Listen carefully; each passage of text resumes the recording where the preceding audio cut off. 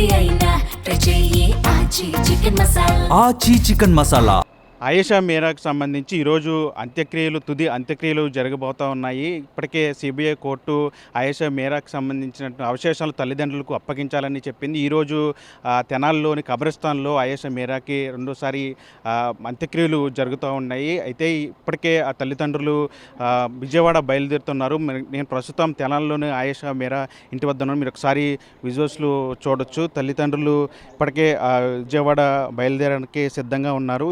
2019లో సిబిఐకి ఈ కేసు అప్పగించిన తర్వాత రెండవసారి పోస్ట్ మార్టం నిమిత్తం ఆయేషా మీరా ఖబర్ అంటే సమాధి నుంచి శరీర అవశేషాలను తీసుకున్నారు. అప్పటి నుంచి కూడా తల్లిదండ్రులకు అవి అప్పగించలేదు. ఇప్పుడు కోర్టు ఆదేశాలతో ఈరోజు సిబిఐ కోర్టులో తల్లిదండ్రులకు ఆయేషా మీరా అవశేషాలను అప్పగిస్తారు. ప్రస్తుతం మనతో పాటు తల్లిదండ్రులు ఉన్నారమ్మా.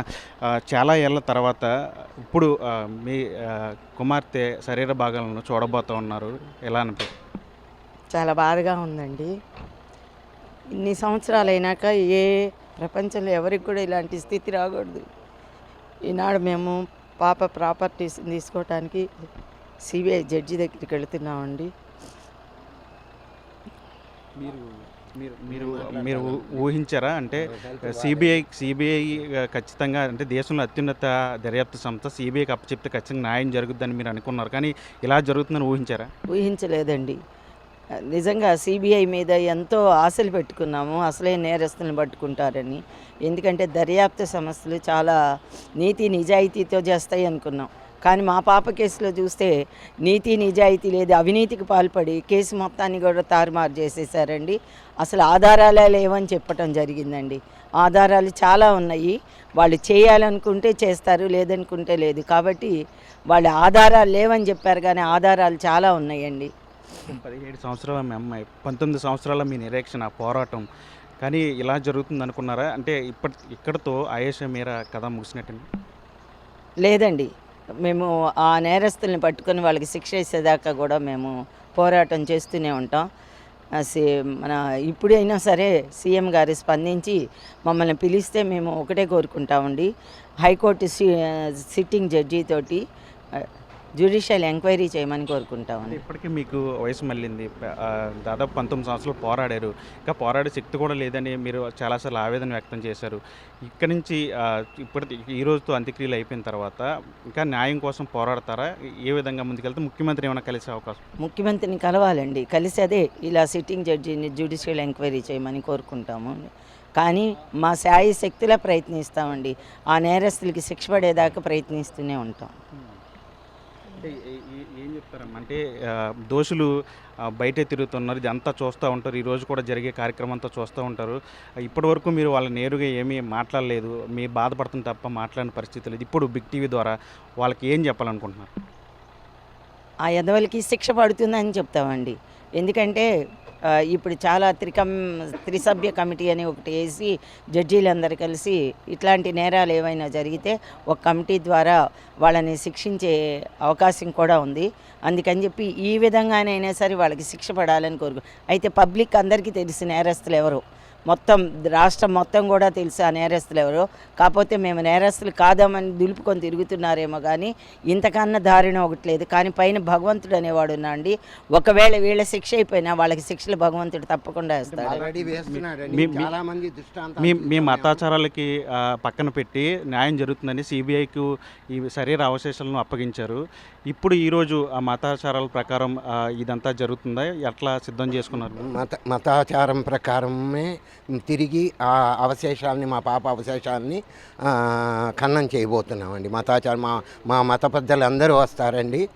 వచ్చిన తర్వాత వాళ్ళ ఆదేశాల ప్రకారమే మేము ఖననం చేస్తామండి. మాట చెప్పండి, ఇంకా మీరు ఆయేషా మీరా కోసం, న్యాయం కోసం ఆమె ఆత్మహత్యాలంటే ఖచ్చితంగా దోషులను పట్టుకోవాల్సింది, మీరు పోరాడతారా? ఇంకా మేము మొదటి నుంచి ఒకటే చెప్తున్నామండి, ఈ పోరాటం అనేది నా బిడ్డను నాకు ఇవ్వడానికి కాదు కదా. ఎవరు కూడా, భగవంతుడు కూడా మళ్ళీ నా బిడ్డను నాకు ఇవ్వలేదు. సమాజ మేలుకొలుపు, ఇంకో ఆడబిడ్డకి ఇలా జరగకూడదనే మా పోరాటం. ఈ పోరాటం ఆగదండి. ఎట్టి పరిస్థితుల్లో ఆగదు. అక్కడ సిబిఐ కోర్టులో జడ్జి గారు చెప్పారు కోర్టు సమస్య ఈ కేసు సమస్య పోయిందని. ఆయిషా తల్లిదండ్రులు చెప్పలేదండి. ఈ పోరాటం తప్పకుండా ఈ రాష్ట్ర ముఖ్యమంత్రి స్పందించాలి. దీన్ని మేము ఏదైతే కోరుకుంటున్నామో డిసెంబర్ 27ని ఆయిషా మీరా సంస్మరణ దినంగా ప్రకటించాలి.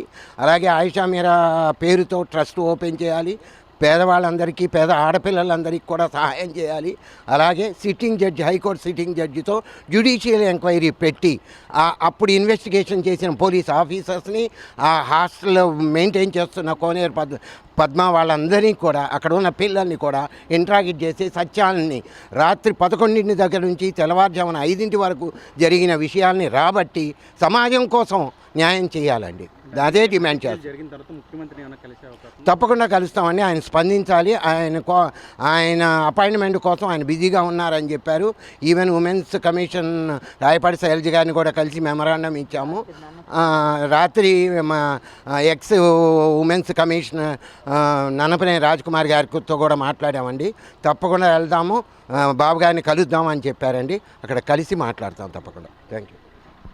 ఇది చూసాం కదా, ఈరోజు అంత్యక్రియలు జరగబోతున్న ఆయేషా మీరాకు సంబంధించి జరుగుతూ ఉన్నాయి. ఏదైతే 2019లో ఈ కేసును సిబిఐకి 2018 డిసెంబర్లో కేసును సిబిఐకి అప్పగించారు. సిబిఐకి అప్పగించిన తర్వాత అంటే రెండోసారి పోస్ట్ మార్టం చేయాలని చెప్పి సిబిఐ నిర్ణయించింది. ఈ నేపథ్యంలో 2019లో డిసెంబర్ 14వ తేదీన ఆయేషా మీరాకు సంబంధించిన ఖబర్ అంటే సమాధి నుంచి అవశేషాలను సేకరించింది సిబిఐ. దాదాపు 6-7 ఏళ్ళు నిరీక్షణ తర్వాత అంటే సిబిఐకి సంబంధించి కేసులో సాక్ష్యాధారాలు ఏమీ లేవు అని చెప్పింది. సాక్ష్యాధారాలన్నీ కూడా గల్లంతయ్యాయి కాబట్టి కేసును దానికి సంబంధించి రిపోర్టు కూడా సిబిఐ అప్పగించింది. అయితే సిబిఐ ఇచ్చిన రిపోర్టు ఆధారంగా సిబిఐ కోర్టు కూడా తుది తీర్పును ఇటీవల ఇచ్చింది.